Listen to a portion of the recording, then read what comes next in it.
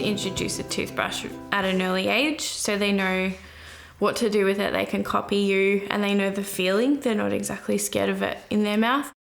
I did that at a young age, so he was always wanting to brush his teeth with us.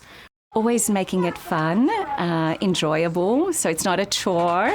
And also the part about informing them why it's also important. It's fun, but it's important as well.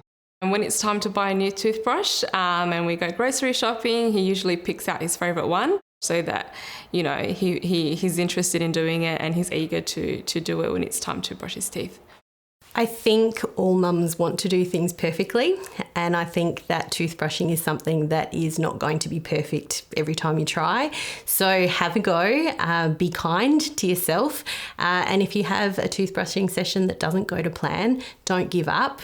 Try something new next time, but have another go, because you just never know what's going to happen next time.